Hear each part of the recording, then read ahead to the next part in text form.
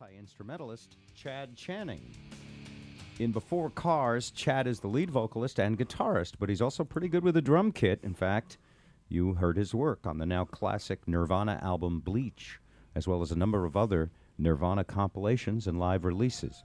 Rounding out the band Before Cars, bassist Paul Burbach, Andy Miller on drums, and violin player Justine. I see that was a misspell. Justin's a man's name, Justine. I know. I looked Don't over ever and tell you that? That's a man's name. I went, He's a soft fella. Say hello to Justin. I went to look on her lapel because she has a name tag. And Yes. And you saw breasts instead. I, It got very my confusing vision for you. suddenly became blurry. Next thing you know, it's prom night all over Man's again. name. All right. Justine, welcome. Sorry, there was a misprint on my thing.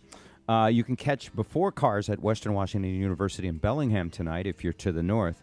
We'll link to show info and band info at bobrivers.com so you can follow them. You should really check them out sometime. They're great. Chad Channing, welcome to the Bob Rivers Show. How are you, sir? I'm doing great, thanks. Thanks for coming in. Yeah, sure. Thanks for having me. You were listening to us a couple weeks ago? Yes, I was. Yeah, when Burkhart was on. Yeah, and he was a lot of fun, and you sent me a nice email saying it was nice to have him on, and you know, if I ever was curious about what you were doing, which is really nice, and we love that. If you can spread the word, just make sure the bands are good. you know what I'm saying? Sure. Yeah. I mean, a lot of people will send us stuff, and it's like, come back in a couple of years. We'd be very interested to hear. My how you band do. Cat Squeeze is ready for the big time. That's all we do is squeeze cats. Actually, call Cat Squeeze back. Okay. We'll just pretend it's fantastic. It'll be really a good radio bit. Anyway, so all right. So you and it's funny. We've had the first drummer with Nirvana. You were the drummer with Nirvana on Bleach, and naturally, I'm going to want to interview you a little bit about that, and find out a little about what that was like, and how that whole experience affected you. Right. Well, yeah. I mean, well, at the time, it was just we're just hanging out, being in a band, playing music we want to play, and it was sort of like who would know, who knew what was going to happen. So who knew there would be a grunge earthquake revolution, and Seattle would be at the forefront of global of rock music. Yeah, and I think hundreds of people knew what the word grunge was maybe before I even heard it. So it's like, what am I doing again? What was that? I'm doing, what's that, grunge? So tell me, wait a minute, you guys didn't sit down and have a meeting and go, okay, the style of the band is grunge. Exactly. Yeah. No, it was just, it's rock, I guess. Was that a famous DJ or somebody? Who labeled it? It certainly wasn't a musician. Musicians don't make decisions that, like, now we're at the forefront of a movement, you guys, and so we're going to call it. We have a couple of words that we're going to choose We'd from. like to be known as Hairband. Yeah, it was definitely like Kurt Loder or something like that, I honestly can't remember, but I was told once years ago, but somebody, I think it might have, someone who, a writer or somebody came up with it. Maybe it was Sarah Palin. I think it was a British writer came into town and went to some clubs and named it, because it could have been called flannel. Why wasn't it called flannel? That's what everybody was wearing at the time. Well, I see flannel is represented here today. Yeah, there's still a little flannel here and there. So anyway, you guys were just thrashing it out, playing the music you liked. And at the time, it wasn't necessarily considered to be commercial music. So what was the purpose of it? Just to entertain the people in front of you, right? Yeah, and just really to kind of entertain ourselves. I mean, it's like, well, let's play in a band, but there's really, I mean, listening to the radio and stuff at the time back then, there wasn't really anything that I found inspirational. So it's just sort of like, well, let's just do what we're gonna do, and play what we want to play. Chad, I hate to interrupt this, but I have to retract something I just said a moment ago. It was a musician that is given credit for coining the term grunge, and it's Mark Arm. Mark Arm, Vocalist for Green River and Mudhoney, credited as being the first person to use the term grunge to describe this kind of music. And by the way, if you want to use the words grunge, you have to license it from him. Yes. And Actually send him your arm. you can't say grunge. You can say the big muddy sound that Seattle's famous. It's like Super Bowl. It's totally Big sound. Yeah, Just Sunday, the big sound. Jack and Dino said it's the stuff under your sink. Seriously. So how long were you with the band when it was called Nirvana? Let's see. It was really early '88, up until the summer of '90. Summer of '90. And then when did it explode? I I want to say Fall of '90. I'm thinking, right? Yeah, the fall of '90. Yeah, exactly. That sounds about right.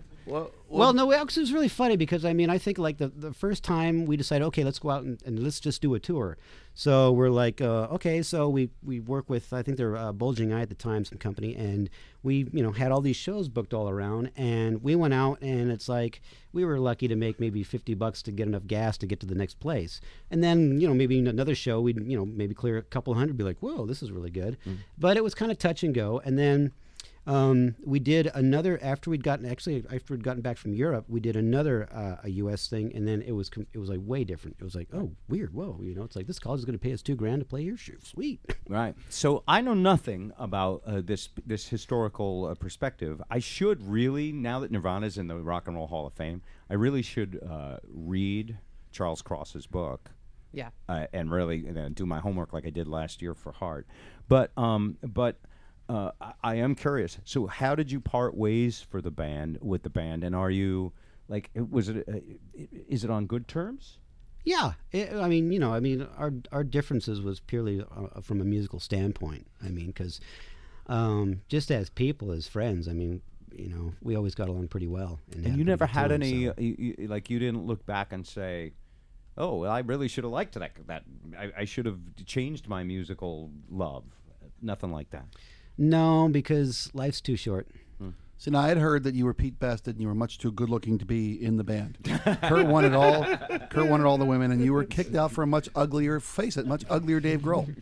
Yeah, well, oops. He does look the same as he did in 1989. Our friend says he's like a hungover version of himself from 1989. Which is great after 20 years. Yeah. Well done. We'd all strive for that. One thing I did hear, Chad, is it was you and a friend who kind of got up the money to go into the studio and record Bleach, and you guys had to work pretty hard to get the money. That's paid off pretty well, right? I mean, that's still... Well, yeah, it was Jason Everman that actually ended up flipping the bill for making the record. So I think he made his money back. Yeah. Was your dad a radio DJ? Yeah, he was. He was a disc jockey for most of my life. He started out actually in television. He was a anchorman in the East Coast for WLOL. And I used to be a little kid. I'd be on this little, those old, dangerous rocking horses with springs. LOL. WLOL. That'd be hilarious today. I know, today it'd be an all emoticon. funny, all freaking day. Yeah. LOL. All funny all the time. You're tuning in and everybody, the DJ just laughs. Freaking hilarious. And that's all they do. No. Yeah. And so, was he like a morning DJ or big balls announcer? What was he? Well, he worked at a different kind of. Some of the stuff he did was news stations. He did country. He did top 40. He really bounced around to a lot of different things. But in those days in radio, and even to some extent now, although we're lucky we've been on the radio for 25 years in one place, you did bounce around the country. They would load up the vehicle and you'd have to move. Oh yeah. What was that like for you? It was really weird. I mean. Growing up, I went to no less than at least 2 different school districts a year. A year? A year, yeah, a year. I mean, we'd like for instance, we'd like say move to Colorado, and it wouldn't be like, oh, okay, we live in Denver for a while, and then we move to another state. It was like we'd maybe go to Colorado Springs or somewhere else. I mean, and we'd live in, we could live in 3 or 4 different blocks. I mean, it was just weird. It was like how much we moved. Because life's too short. Because life's too short, so move. You've experienced a lot of America. That's one way to look at it. And you get good at making friends. I was kind of the same way. I'd moved around a lot as a kid, and you have to go, meet new people all the time.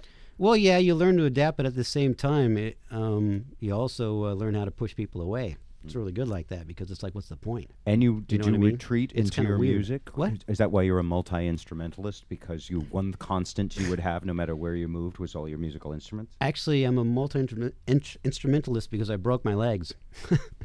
What? Go on. This was the contract negotiation for Bleach, right? Yeah, exactly. Yeah, And you were talking to Suge Knight, and he said what again? Actually, I always wanted to be a soccer player. I mean, Pele was my fan, or my idol. I mean, he was and that's what I was way into that. And then when I was in 7th grade, I got in this freak accident that shattered my left leg in 7 places. And I spent a really long time in the hospital, and long story short, it took about 6 or 7 years and surgeries in between to correct everything. But along that road, obviously soccer was out of the picture, so music came in. That's when you started music, and obviously your legs recovered enough for you to be a great drummer. But Yeah. does it Yeah, hurt you seriously. to drum? Is that no? Not anymore. Not anymore. I mean, for years they used to ache, and then I actually had a bunch of plates in my legs too, holding the stuff together, bones and whatnot. Or And the bones. bass was your first instrument, right? The when you started music, that you got. When a I bass? started, yeah, bass. Well, actually, my very first instrument of all time was violin. Wow. But then my sister at the same time was playing, learning acoustic, and that acoustic would always sit in a room, and she'd never pick it up, and I was kind of screeching away, and I got intrigued by that acoustic, so I just put the violin down and walked over to the acoustic and played that. But my first instrument was a bass guitar, it was a Hohner. Now with the Rock and Roll Hall of Fame coming up, and Nirvana going in, have you given any thought to going to be there? Has there been any kind of reaching out to you to go participate? And nope, I've heard nothing so far. Wow. So we'll see. He's got his coat. He does have his coat. You're looking Great good, coat. yeah. He looks like a hungover version of himself. Yeah. I'm hungover enough to go, I guess. What does it mean to you to have Nirvana inducted? I mean, you played a part in it. You know what? It would not have been what it was if you hadn't been there at that point in history. Yeah, true. Well, you know, what can I say? It's a pretty cool feeling. I mean, It is, Keepers. even though you're not like one of the members getting inducted. right. But it's cool. Can I share what Chad? I texted Chad when he got inducted and said, "You're in the Rock and Roll Hall of Fame." And Chad texted back, "Well, I better get a hat so I can put a feather in it." That's a feather in your cap. All right, enough of this. Let's hear your music. Your band is not very Nirvana-like. It's your own. It's your own thing. Chad I love Channing's it. band is called Before Cars. Jody's already in love with what.